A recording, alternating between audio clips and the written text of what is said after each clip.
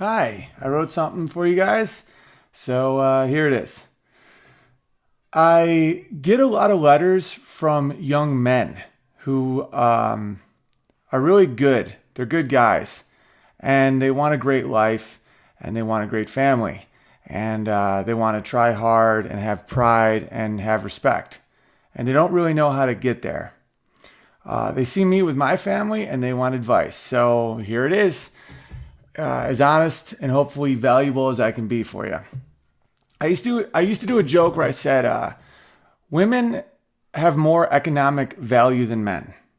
You can do the math. It's basic supply and demand. A woman gets paid $2,000 or $6,000 to donate one egg. Want to know what a man gets for the hundreds of millions of little swimmers? $75. Because we flooded the market. It's a devalued currency. That's why when your girl's about to get her period, she gets really irritable because her body knows she's about to lose $6,000. That joke is funny because it's true, and that's usually how comedy works. That's why authoritarians don't like comedians very much. Throughout human history, the average woman had 2 children, and the average man had 1 child. There were more childless men than there were childless women. Many men lived. They tried to do something very impressive to catch a woman's eye, and they died without passing on his genes. We are products of this process. Any trait that keeps us alive a little longer or helps us catch the eye of a woman gets to pass on to the next generation. Women have always been the gatekeepers, but that doesn't mean they have it easy.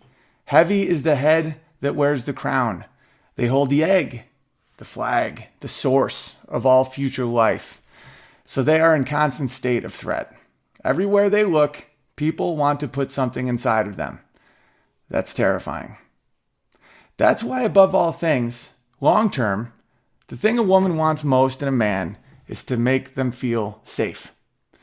Modern living has changed the natural dynamic. Women physically needed men to survive. They physically needed men to survive. Being a mother makes you vulnerable.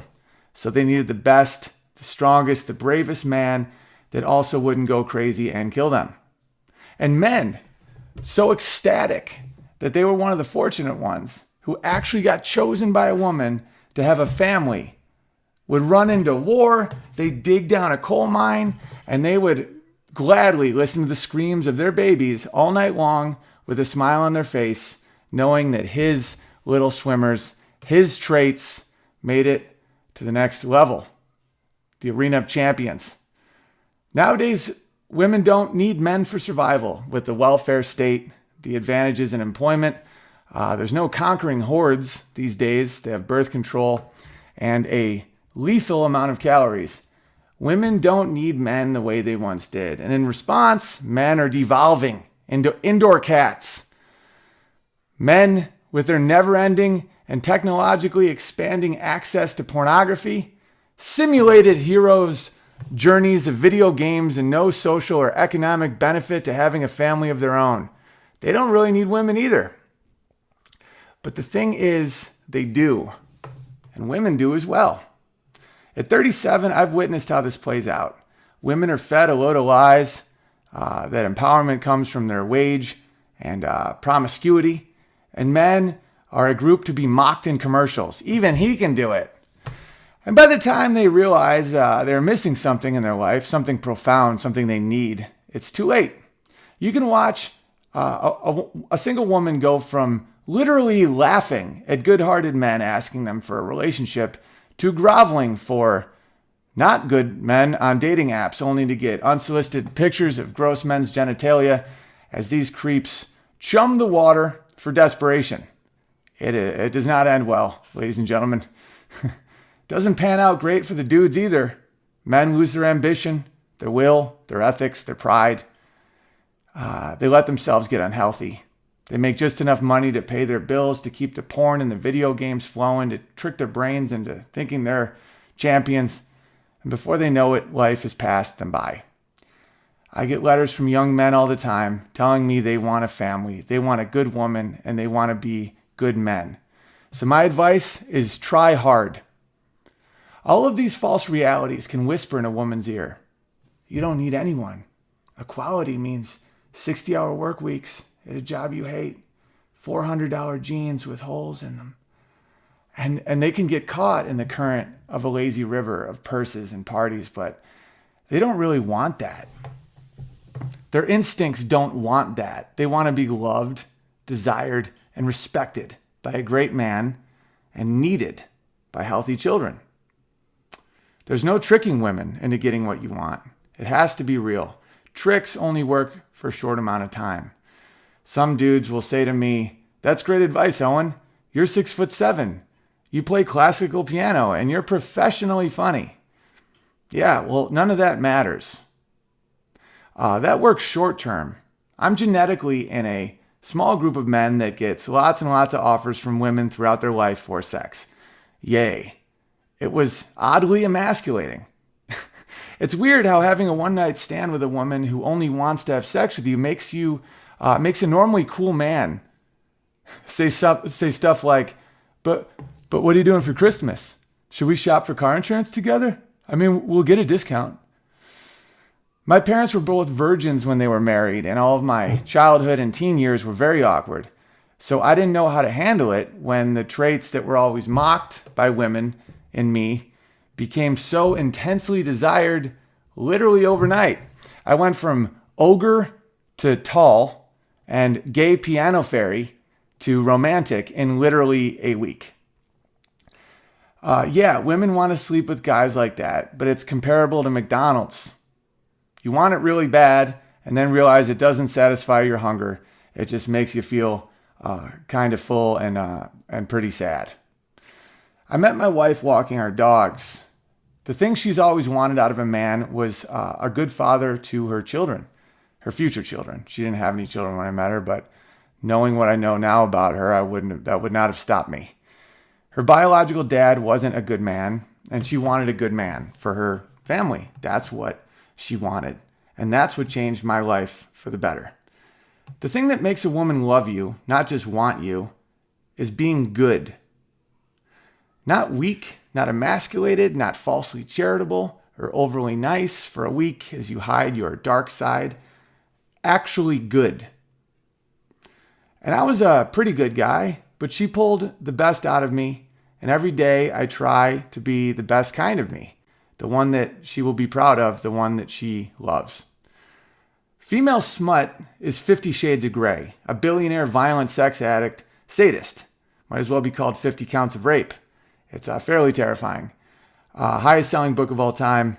Somehow that appeals to something in the female brain, but women don't actually want that guy. Women don't want to marry and have children with the overly tall guy who's on stage for a living, whose brain is so obsessive he is great at piano. They just want to have sex with that guy. You don't see the hours of repetition to become good at piano. The same song a million times as my wife tries to read a book. Not exactly sexy.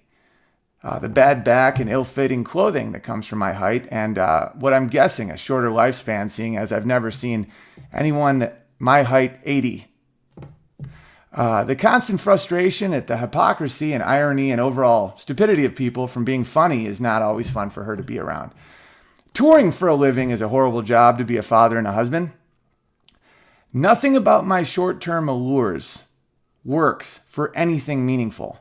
I could have ended in a really sad, empty way. The fact that she sees me as good and heroic in my small little way that I can be heroic, the fact I love my son and I'm kind and I'm not abusive and, I make her giggle and I can be silly. That's why I have a good life. She also likes that I try hard. Doesn't matter what it is. Whether it's shoveling the driveway, learning a new song, painting the basement, or listening to one of her stories. She knows I don't really understand. Or listening to one of the stories she knows I don't really understand. If I'm trying, her eyes light up. They just want you to try. She's seen me do Carnegie Hall, and she's seen me paint the basement. And she was more impressed by the basement because she knows how much harder that is for me. So you don't have to be rich, famous, or ripped. I currently have a bit of a gut, but she can't keep her hands off it. You know what I'm saying? I have no consistency in my income. I'm not wealthy. Half of Hollywood has publicly called me a Nazi because I believe in the free market and consider treating children like they're trans child abuse, and I won't shut up about it. She loves me, not in spite of it, but part of it is because of those traits. She loves me for keeping my ground, not appeasing people I don't respect, and most of all, being good. I'm not all good. As Solzhenitsyn said, and Dr. Jordan Peterson repeats over and over again, the line between good and evil goes down the middle of a human heart. I could have ended bad. I could still be bad. I work every day to be good, but it's worth it for a family. Be good. My final advice for young men that keep writing me emails and they want to know what to do with their lives. A lot of young men feel lost right now. They feel abandoned. They feel undervalued. They feel like they're sick of being said that they're toxic.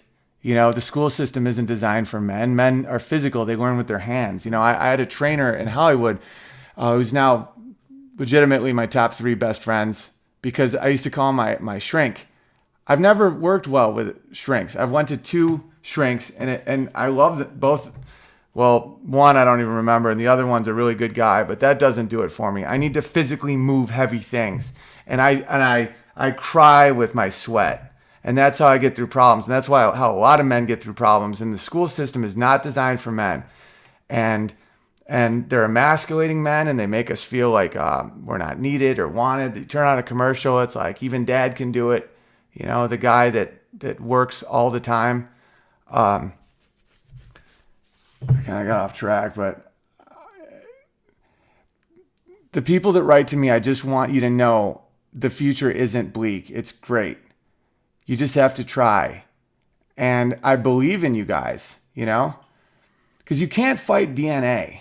It doesn't matter how much welfare someone gets or what their divorce settlement is or all the propaganda or all the TV shows making it seem like to be a woman you have to work all the time and having a family is a bummer and having a baby is a bummer and you're going to get saggy boob. No, that's all propaganda.